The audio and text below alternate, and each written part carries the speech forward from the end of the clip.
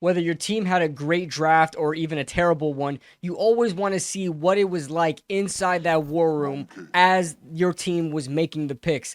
The New York Giants are known for just putting out quality content, especially during draft season and in the off season in general.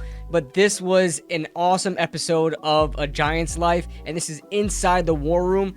Let's get into it.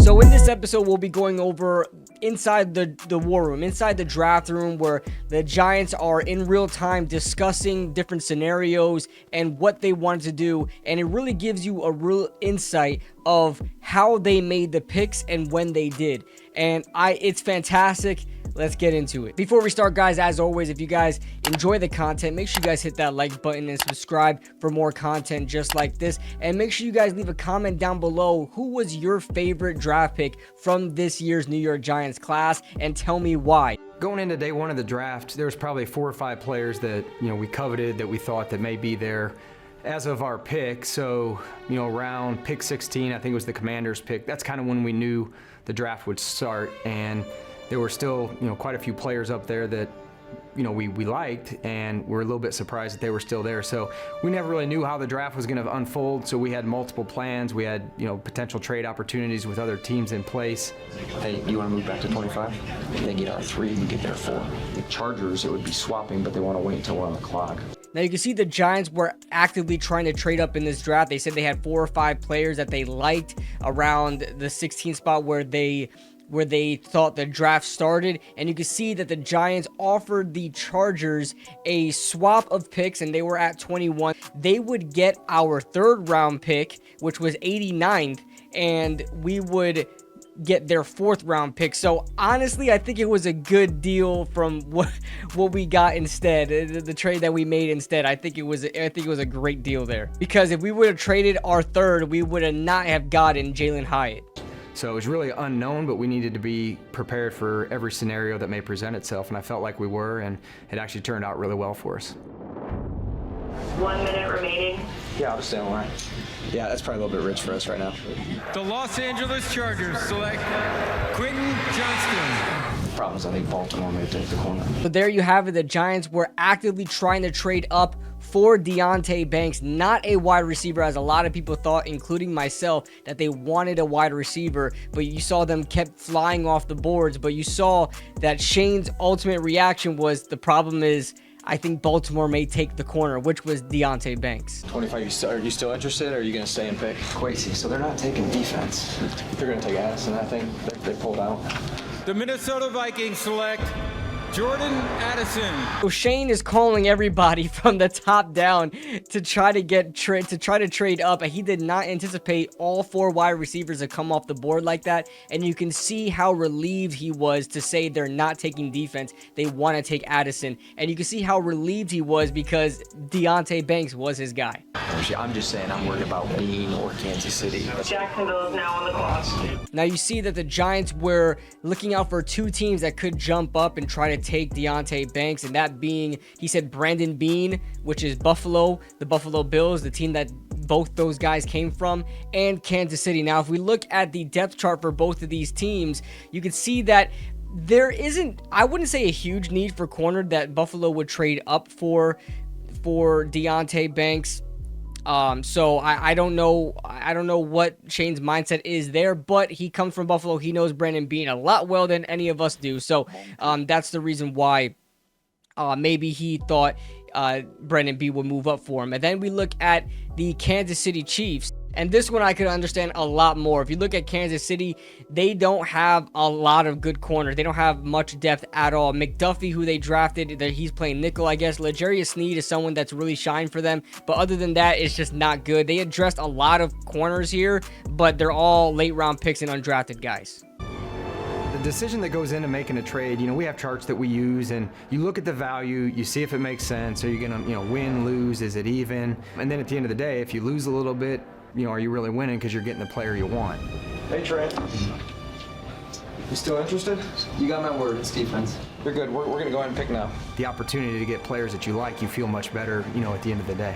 Jacksonville has traded its pick. The New York Giants are now on the clock. With the 24th pick in the 2023 NFL Draft, the New York Giants select Deonte Banks, defensive back, Maryland. And there the New York Giants take their guy, Deonte Banks, who I assume they wanted the whole time. Now, they may not put like prospects they were looking at before in this episode because they probably don't want to make it seem like Deonte Banks wasn't their first option, but with how much they were talking about Banks and they're worried about Baltimore taking the corner, worried about Minnesota possibly taking the corner, but relieved that they took Addison, tells me that they really wanted Banks and they traded up to go get their guy. And I'm really excited that we didn't have to trade up a lot. We didn't have to give up our 3rd round pick like that Chargers trade, and we still ended up with probably the best situation. We'll go Schmitz or Hyatt. Jacksonville has traded its pick. Chicago is now We're taking Hyatt. They came in front of us or something. We get one of the two, so Yeah. Yeah, no, I'm fine. But yeah. either way it'll help us. One of them wants fast. Don't get started somewhere. I love the outfit. Yeah. Now, there's a lot we can gather here from them discussing this 2nd round pick, and probably the biggest thing to note is that Joe Schoen was in between, well, the whole entire draft room was in between John Michael Schmitz, who we ultimately made, and Jalin Hyatt, who we took with the 73rd overall pick in the 3rd round. That Jalin Hyatt was high on their boards, and they were one or the two. Chicago moved up. It kind of worried Joe Schoen a bit, and Chicago needs some offensive lineman help. Even I made a mock draft where John Michael Schmitz went to Chicago at some point. So, that was very plausible. And they wound up going the corner out of Miami, Tyreek Stevenson. You can see the sigh of relief. But I still bet that they did not think they would end up with both those players by the end of the 3rd round. Uh-oh, here we go. Drum roll. The 56th pick in 2023 draft, Chicago Bears select Tyreek Stevenson. Oh, the corner? Okay. Good job, boys. With the 57th pick in the 2023 NFL Draft, our New York Football Giants select John Michael Schmitz, center, Minnesota.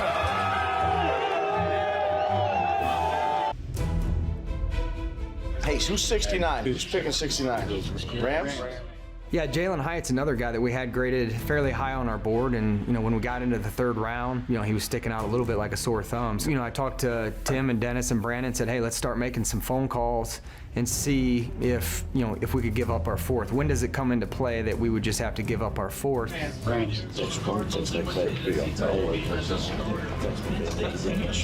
It's R2 and 4, so it's 89 and R4. 89 and 128 for. Yeah.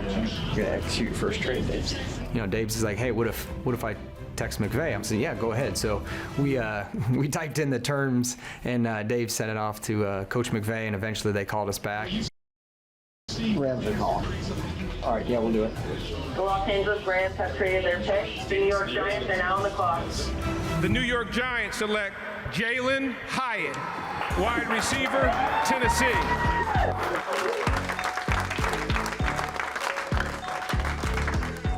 Dayball's first trading. Trader. Buddy. I look good in blue. Oh, man. Come take a picture of your mom before it happens. This is probably my favorite part out of the entire episode, where they're sitting there and picks are going through and they're like, dude, Jalin Hyatt is still there. And with pick like 69, I know Brian Daboll was asking, oh, who's pick 69? Like, they're going down the list. They want to make a phone call, and they are very, very willing to give up that 128th overall pick in the 4th round, which we ultimately did.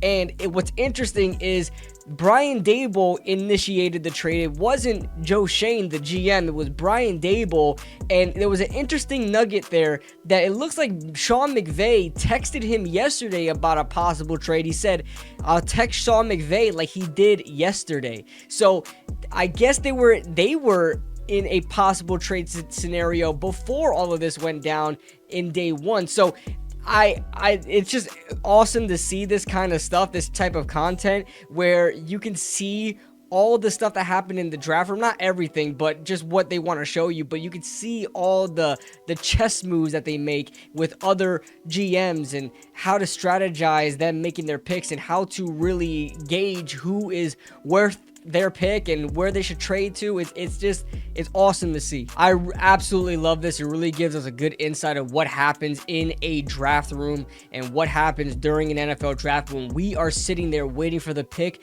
they are going into their draft boards, making phone calls, strategizing, and trying to anticipate other moves in other rounds and where their prospects lie in their rankings. And it's just awesome to see, man. But I hope you guys enjoyed the video. That's pretty much all they really showed us as far as the draft room stuff goes. But you guys can check out the full video. I'll link it down below, and you guys can see other things like them going roller skating and them at rookie mini camp and a little bit of the other picks they kind of get into of the last picks, like Eric Gray all the way down to Javarius Owens. So that being said, guys, let me know your thoughts in the comment section below.